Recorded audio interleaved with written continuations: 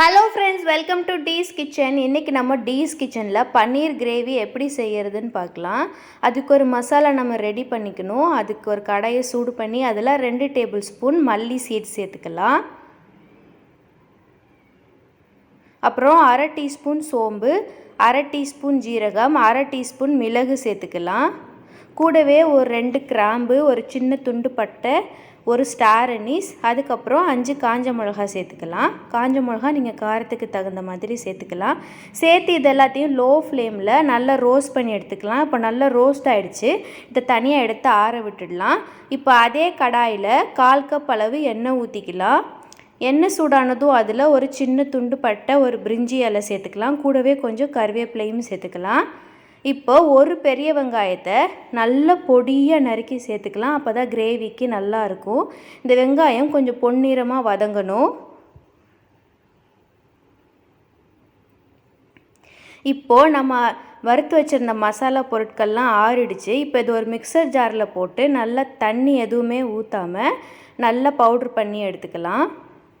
பாருங்கள், நல்லா பவுட்ரு பண்ணி எடுத்தாச்சு. இது இப்போ ஒரு ஓரமாக இருக்கட்டும். இப்போ வெங்காயமும் நல்லா வதங்கிடுச்சு. இப்போ இதில் 2 தக்காளியை நல்லா பொடியாக நறுக்கி சேர்த்துக்கலாம். வேணும்னா அதை நம்ம மிக்சியில் போட்டு நல்லா பேஸ்ட்டாக அரைச்சி கூட சேர்த்துக்கலாம். சேர்த்து இந்த தக்காளியை நம்ம நல்லா மசிய வதக்கி எடுக்கணும். இந்த தக்காளி வதங்கிறதுக்கு இது கூடயே 1 டீஸ்பூன் உப்பு, 1/4 டீஸ்பூன் மஞ்சள் தூள் சேர்த்துக்கலாம். அப்போ தக்காளி சீக்கிரம் வதங்கிடும்.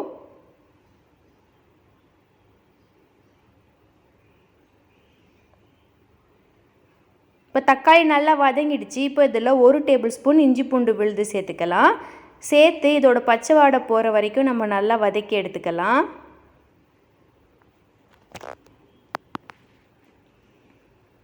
இப்போ எல்லாம் வதங்கிடுச்சு. இப்போ நம்ம அரைச்சி வச்சுருந்த மசாலா பொடியையும் இது கூட சேர்த்துடலாம்.